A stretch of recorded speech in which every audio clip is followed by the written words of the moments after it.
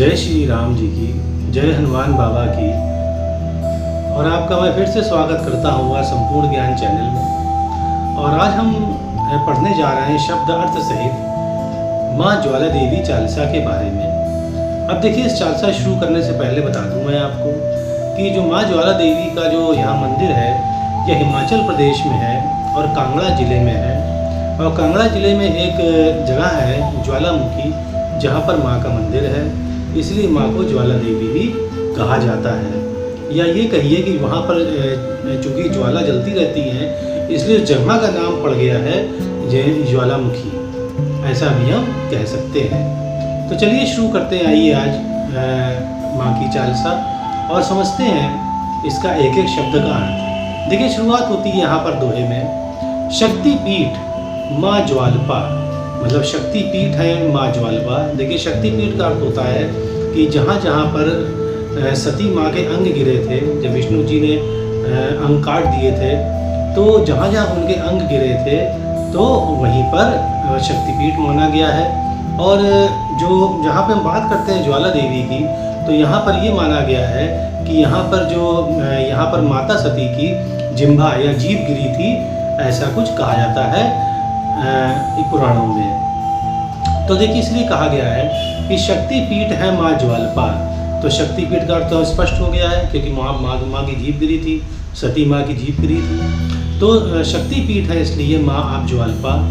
और धरू तुम्हारा ध्यान, धरू मतलब हमेशा आपका ध्यान में रखता हूँ, धरू मतलब रखना, तो रखता हूँ हमेशा आपका ध्यान। और हृदय हृदय हृदय से सिमरन करूँ। देखिए, सिमरन का मतलब होता है याद करना या ध्यान करना। तो हृदय से मैं आपको याद करता हूँ मैया। दो भक्ति वरदान, और आप ऐसा वरदान दीजिए जिससे मैं हमेशा आपकी भक्ति कर सकूँ। तो इसलिए हमको आप भक्ति वरदान दीजिए माँ, और हमें आप कुछ मत दीजिए। आगे लिखते हैं, सुख वैभव सब दीजिए, और साथ में सुख भी दीजिए और वैभव भी दीजिए। और बिनु तुम्हारा दास, माफ करिए, बनूं तुम्हारा दास, और मैं हमेशा आपका दास बन जाऊँ माँ। दया दृष्टि करो भगवती, हे भगवती माँ, आप दया दृष्टि करो मेरे ऊपर, आप में है विश्वास, और मुझे आप में पूर्ण विश्वास है मैया कि आप मुझे भक्ति वरदान देकर आप सुख और वैभव भी आप हमें देंगी। अब चलिए चलते हैं चौपाई पे। नमस्कार हे ज्वाला माता, ये तो स्पष्ट है, नमस्कार कर रहे हैं ज्वाला माता को। दीन दुखी की भाग विधाता। देखिए, दीन का अर्थ होता है गरीब या दरिद्र। तो जो गरीब या दरिद्र है और दुखी है, तो उसकी मैया आप भाग विधाता है, मतलब माँ उसका भाग भी आप बदल सकती हैं। मतलब ये है कि दीन को आप अमीर बना सकती हैं, और दुखी की मैया आप खुशी कर, मतलब दुखी के दुख को आप खुश में तब्दील कर सकती हैं, ऐसा कुछ यहाँ पर कहा गया है। और ज्योति आपकी जगमग जागे, और जो मैया जो ज्योति है, देखिए हम बता दें पहले आपको कि यहाँ पर जो इस मंदिर में ये 9 ज्योतियाँ जलती हैं, जो कि 9 माँओं के नाम पे हैं। तो इसलिए लिखा है यहाँ पर, ज्योति आपकी जगमग जागे। तो मैया आपकी जो ज्योति जगमग, मतलब हर जगह पूरा जो ब्रह्मांड है वो उससे जगमगा रहा है मैया। और दर्शन कर अंधियारा भागे, और जो भी दर्शन करेगा मैया अंधियारा भागे। अंधियारा मतलब होता है जो हमारे मन में गंदगी है वो चीज़ हट जाएगी, ऐसा यहाँ लिखते हैं। आगे लिखा है, नव दुर्गा है धूप तिहारा। तो अब देखिए जब जितने भी रूप पे हम लोग जब जाते हैं, घूमने जाते हैं हर शक्तिपीठ पे, तो माँ का भी एक शक्तिपीठ है, आपको मालूम ही है। और पहले 9 दुर्गा मतलब ये है कि 9 देवियों में आपका भी स्थान है।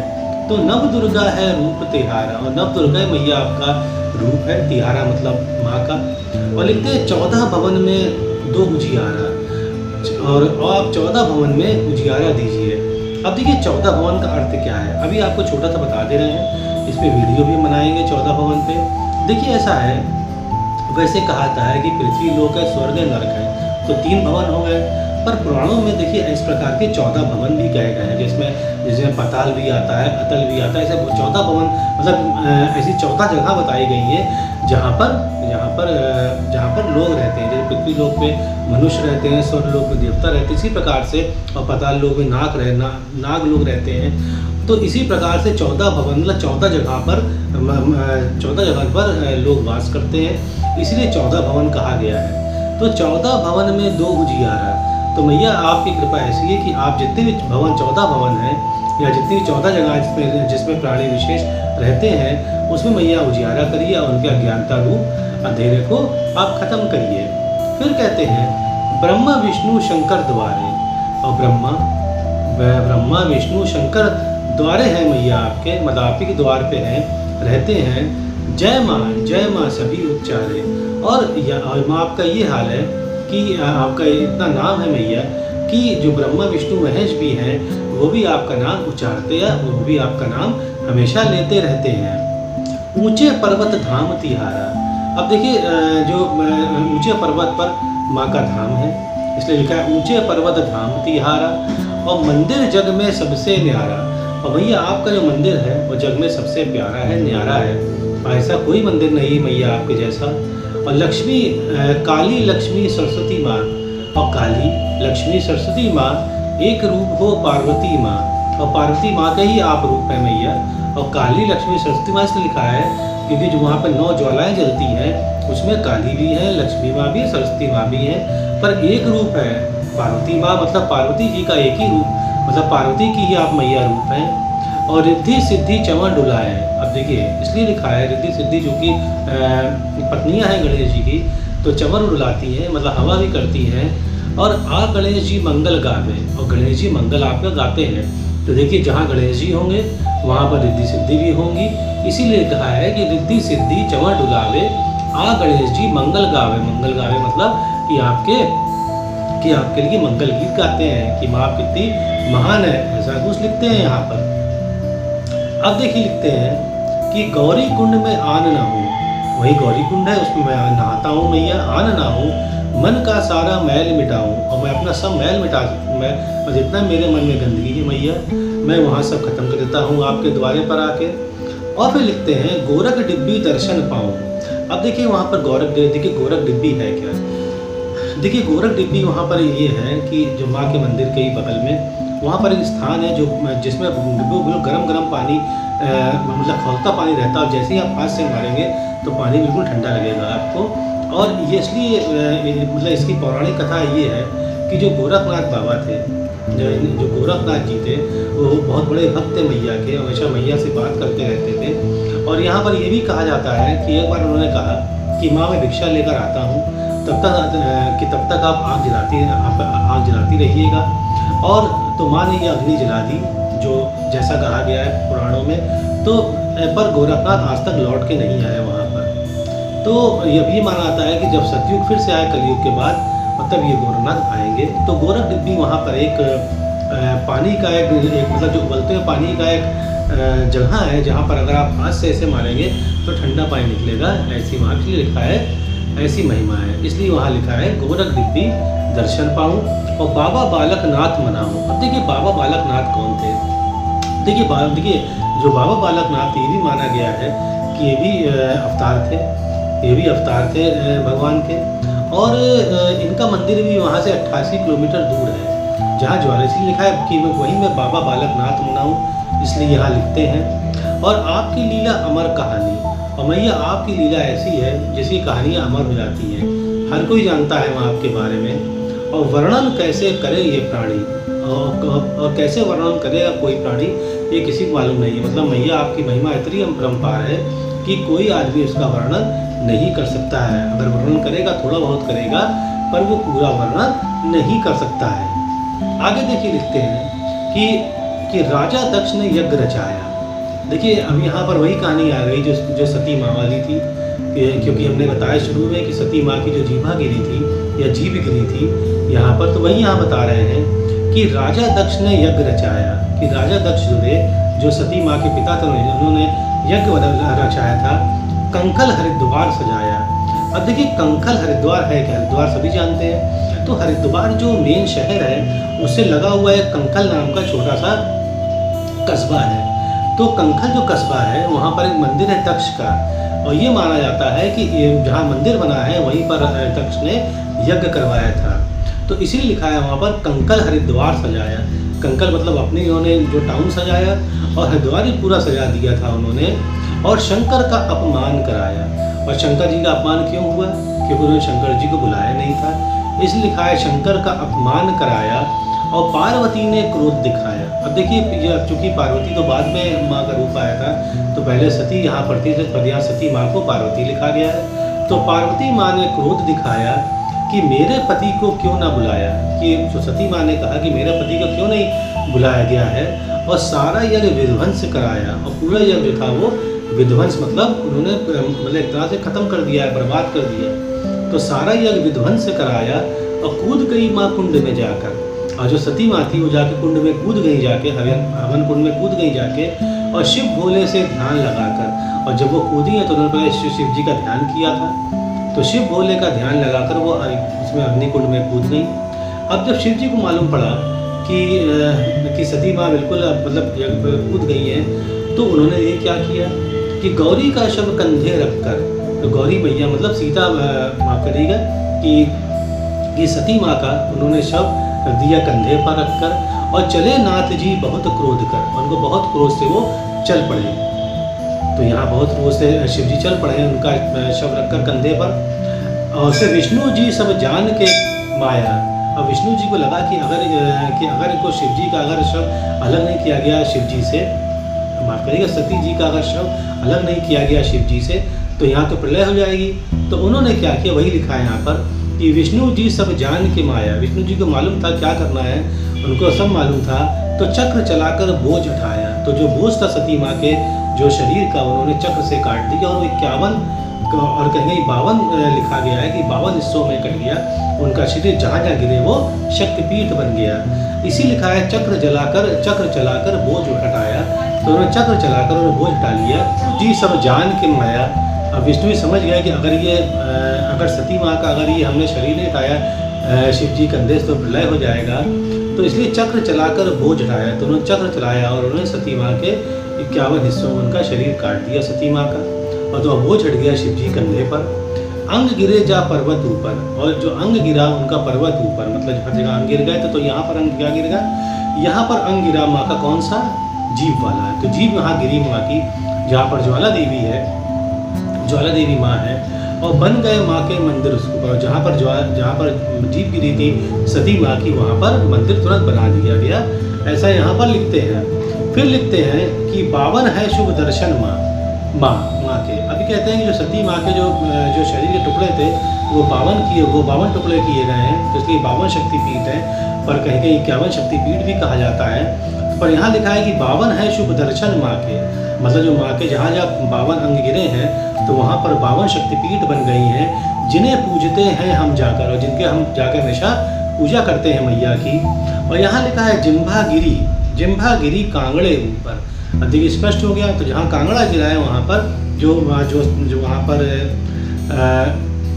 पर्वत है उसके ऊपर माँ की जीभ गिरी। अमर तेज एक प्रकट आकर, वहाँ तुरंत एक तेज वहाँ तो प्रकट हो गया। अमर तेज एक प्रकट आकर वह देख तुरंत तेज प्रकट हो गया। अब देखिए क्या लिखा है, जिम्भा पिंडी रूप में बदली, और जो जिम्भा थी मैया की वो पिंडी रूप में बदल गई। देखिए माँ का हमेशा हर जगह पिंडी का ही रूप है, इसलिए जिम्भा पिंडी रूप में बदली। अनसुईया मैया वहाँ निकली, और दूध पिया माँ के रूप में आके, और दूध पीने लगी वो माँ के रूप में आके, और घबराया ग्वाला वहाँ जाके। अब देखिए हम पहले पूरी कहानी बता रहे हैं आपको। देखिए वहाँ पे ग्वाला था, अब जब वहाँ चाहता था गाय को, और कई बार देखा उसने कि जो गाय का दूध है वो हमेशा कोई ना कोई पी जाता है आके। इसीलिए यहाँ लिखते हैं कि अनसुईया मैया वहाँ निकली, दूध पिया माँ रूप में आके, और मैया के रूप में आके उन्होंने दूध पी लिया गाय का, और इससे घबराया ग्वाला वहाँ जाके। और जो ग्वाला था जो चराता था तो उसने वो घबरा गया वहाँ पर जाते, और माँ की लीला सब पहचाना, और समझ गया कि ये सब माँ की लीला है। पाया उसने वहीं ठिकाना, और वहीं ठिकाना उसने पा लिया जहाँ वो दूध पीती थी, और सारा भेद राजा को बताया। अब देखिए ये कहा गया है कि राजा भूमिचंद ने इस मंदिर को बनाया है, और जब उनको मालूम पड़ा ग्वाले से कि ऐसा हो रहा है कि वहाँ पर गाय का दूध बार बार खत्म हो जा रहा है जाके, तो उनको मालूम था कि यहाँ पर माँ की जीभ गिरी है, तो समझ गए कि माँ कृपा, इसलिए राजा भूमिचंद ने ये मंदिर बनवाया था। इसीलिए यहाँ लिखा है ये सारा भेद राजा को बताया और ज्वालामुखी मंदिर बनवाया और ज्वाला जी का मंदिर बनवा दिया उन्होंने। फिर कहते हैं कि चंडी माँ का पाठ कराया और जब मंदिर बन गया ज्वाला मैया का तो वहाँ ने चंडी माँ का पाठ करवाया राजा भूमिचंद ने और हलवे चने का भोग लगाया और हलवे और चने का भोग लगाया और सब में वितरित किया। फिर कहते हैं कलयुग वासी पूजन कीना। और कलयुग के जो वासी मतलब आई तो बहुत पुरानी बात है, ये तो बहुत पुरानी बात सतयुग की बात है। तो कलयुग वासी उन्होंने पूजा किया था और मुक्ति का फल सबको दीना। और उन्होंने मुक्ति का फल मतलब सबको दीना मतलब ऐसा फल दिया राजा भूमिचंद सबको कि सबकी मुक्ति हो जाएगी वहाँ पर जाने से। लिखा है मुक्ति का फल सबको दीना। फिर लिखते हैं कि 64 योगिनी नाचे द्वारे। वहाँ पर जो वहाँ मैया के जहाँ मंदिर है वहाँ पर 64 योगिनी नाचती हैं। देखिए योगिनी अर्थ क्या है छोटे बता दूँ मैं आपको। देखिए दुर्गा माँ जब लड़ने गई थी असुरों से, पार्वती माँ जब लड़ने गए असुरों से, तब उन्होंने अपने जो 64 रूप धरे थे या जो रूप धरती है माँ स्टैचू को मारने के लिए, उसे यहाँ 64 योगिनी कहा गया है। 64 योगिनी का विस्तृत वीडियो में जल्दी आपके सामने आएगा। इसीलिए कहा 64 योगिनी नाचे द्वारे और 52 भैरव हैं मतवारे। और जो 52 भैरव हैं, जो भैरव जी 52 प्रकार के, वो भी वहाँ पर मतवारे मतलब वो भी वहाँ पर खुशी से रह रहे हैं। फिर कहते हैं ज्योति को प्रसाद चढ़ावे। और जो 9 ज्योति जल रही है उन्हीं को प्रसाद चढ़ता है और पेड़े दूध का भोग लगावे। और आप जब भी जाइए तो पेड़े और दूध का मैया को जरूर भोग लगाइए आप। और ढोल ढप बाजे शहनाई, ढोल है और ढप है, ढप्पर बाजे शहनाई बजती वहाँ पर। और डमरू छैने गाय बधाई, डमरू बजता है और छैने मतलब जो छन बजता है उसको छैने कहा गया है। गाय बधाई वहाँ पर ये सब चीज़ें मैया के स्वागत में हमेशा बजती रहती है मैया के लिए। आगे लिखते हैं कि तुगलक अकबर ने अजमाया। अब देखिए तुगलक अकबर मतलब क्या है। देखिए तुगलक का मतलब होता है जो अपने मन से हर काम करता है उसे तुगलक कहते हैं। तो तुगलक अकबर ने अजमाया मतलब कि तुगलक अकबर ने भी अजमाया था कि माँ की कितनी शक्ति है। अब देखिए उसने क्या किया, ज्योति को कोई बुझा ना पाया पर ज्योति को बुझा नहीं पाया। अब देखिए आएगा उसने क्या क्या किया था। नहर खोदकर अकबर लाया। देखिए वहाँ तक वो नहर खोदकर ले आया जहाँ पर माँ की ज्योति जल रही थी। तो नहर खोदकर अकबर लाया और ज्योति पर पानी भी गिरवाया। और पूरी नहर उसने लगा दी थी जहाँ पर माँ की नहर खुलवा दी थी, जहाँ पर माँ की ज्योति जल रही थी। तो ज्योति पर पानी भी गिरवाया तब भी कुछ नहीं हुआ, तब भी ज्योति वैसे जलती रही मैया की। और लोहे की चादर भी ठुकवाई। और लोहे की चादर भी इसने वहाँ ठुकवा दी थी। तो लोहे की चादर भी ठुकवाई और ज्योत फैल कर जगमगाई तब भी उसके अंदर से अपने आप ज्योत निकल आई माँ की। ऐसा मैया की कृपा, ऐसा मैया का प्रभाव है। तो अब देखिए तो लोहे की चादर ठुकवाई और ज्योत फैलकर जगमग आई। अंधकार सबका मन का हटाया। और अंधकार जितना था मैया का कि माँ है कि नहीं है सबका मन का हट गया वहाँ पर। और छत्र चढ़ाने दर पे आया। और जब इतना प्रताप लगा उसको अकबर को तो वो खुद छत्र चढ़ाने वहाँ पर पहुँच गया मैया को। तो छत्र चढ़ाने दर पर आया और शरणागत को माँ अपनाया। और शरणागत को माँ अपनाया मतलब कि माँ जानता था, माँ जानती थी कि अकबर ने कितनी मतलब कैसी हरकतें की हैं, तब भी चूंकि शरण में आ गया था इसलिए शरणागत को माँ ने अपना लिया और उसका जीवन धन्य बनाया। और जीवन उसका अकबर का धन्य बना दिया उन्होंने। अब देखिए लिखते हैं आगे कि तन मन धन मैं करूँ निछावर। और मैं तन मन धन से मैं आप निछावर करता हूँ मैया, मैं सब आपको अर्पण करता चाहूँ मतलब अर्पण करना होता है। तो तन मन धन मैं सब कुछ अर्पण करता हूँ मैया आपको। और कहते हैं कि मांगू माँ झोली फैलाकर। और मैया मैं आप ही झोली फैलाकर मांगता हूँ क्योंकि आप मेरी माँ हैं और माँ से ही अपने बच्चे सब मांगते हैं। इसलिए लिखते हैं यहाँ पर मांगू माँ झोली फैलाकर मुझको माँ विपदा ने घेरा। और भैया मुझको विपदा ने अगर घेर लिया है, मैया घेरती है, तो काम क्रोध ने डेरा लगाया। और काम का मतलब होता है जो सांसारिक जो बंधन है उसमें बिल्कुल आदमी पड़ जाता है। और काम क्रोध ने लगा, क्रोध तो स्पष्ट है, तो काम क्रोध ने लगाया डेरा मतलब कि मैं काम और क्रोध में फंस गया हूँ मैया। सेज भवन के दर्शन पाऊँ मतलब मैया सेज भवन मतलब जहाँ मैया आप हैं वहाँ के मैं दर्शन पाना चाहता हूँ माँ। और बार बार मैं शीश नवाऊँ और बार बार मैं शीश नवाना चाहता हूँ माँ। जय जय जय जगदम्ब ज्वालपा। जय जगदम्ब ज्वालपा, जगदम्बा माँ कही गई है, ज्वालपा माँ भी इसलिए लिखा है जय जय जय जगदम्ब ज्वालपा। ध्यान रखेगी तू ही बालिका। और चूंकि मैया आप ही ध्यान रखेंगी, तो यहाँ पर बालिका रूप में चूंकि माँ दिखी, इसलिए यहाँ पर लिखा गया है कि याद रखेंगी तू ही बालिका। ध्यानु ध्यानु भगत तुम्हारा यश गाया। और ध्यानु भगत मैं भगत ध्यानु भगत तुम्हारा यश गाया, उसका जीवन धन्य बनाया। मतलब यहाँ भगत के बारे में, जो भगत आपका यश गाता है उसका जीवन आपने धन्य बनाया है। और काली काल में तुम हो वरदानी। कली काल क्या होता है? कली काल का मतलब होता है कलयुग में। तो कलयुग में मैया तुम वरदानी, मतलब जो भी आपकी पूजा कलयुग में करेगा उसको मैया आप वरदान देंगी और उसका जीवन आप सुख वैभव और भक्ति से भर देंगी मैया। और क्षमा करो मेरी नादानी। नादानी मतलब जो मैंने गलती अनजाने में की है माँ, उसे आप जरूर क्षमा करिएगा। और लिखा है कि शरण पड़े को गले लगाओ। और जो भी शरण पड़े, जो शरणागत है, उसको मैया आप गले लगाओ, मतलब उसको आप अपने पैरों में स्थान दो। और ज्योति रूप में सन्मुख आओ, और जो हमेशा ज्योति रूप में हमेशा मेरे सामने मैया आप आती रहिएगा। अब देखिए चौपाई तो खत्म हो गई, अब देखिए आखिरी दोहा बचा है। रहूं पूजता ज्वालपा जब तक है ये श्वास। कहते रहूं पूजता ज्वालपा, मतलब मैया मैं आपकी पूजा जब तक करता रहूँगा ज्वालपा माँ, जब तक है श्वास, जब तक मेरी सांस चलती रहेगी, या जब तक मेरी मृत्यु नहीं हो जाती, तब तक मैं आपका हमेशा नाम लेता रहूँगा, आपकी आपका भक्त रहूँगा। ओम को दर प्यारा लगे। ओम, अब ओम यहाँ पर शायद अचाता होंगे इनके, तो ओम को दर प्यारा लगे तुम्हारा ही विश्वास। और भाई अम्मा कहते हैं ओम को आपका ही दर, आपकी जगह मैया मुझे प्यारी लगती है, और तुम्हारा ही विश्वास, आपका ही विश्वास मैया कि आप ही सब कुछ कल्याण करेंगी। तो देखिए हम लोग यहाँ खत्म कर दिया माँ ज्वाला देवी चालीसा को, और उम्मीद है कि आपको समझ में आया होगा। देखिए शब्द बताने का हमारा एक ही प्रयोजन है कि आप हर चीज़ समझिए, और जो बीच में कथाएं आती हैं वही बताता हूँ मैं। पर जैसे यहाँ 64 योगिनी है और भी 52 भैरव है, तो ये अलग बिल्कुल चीज़ है, इसको बताऊँ मैं आपको अपने अलग वीडियो। तो अगर आपको अच्छा लगता हो जरूर सब्सक्राइब करिएगा, क्योंकि मैं जितने भी हमारे हिंदू धर्म से जितनी भी चीज़ें हमारी रिलेटेड हैं, वो सब मैं आपके सामने लाऊंगा और समझाने का पूरा प्रयास करूंगा। तो चलिए खत्म करते हैं। जय श्री राम, जय हनुमान।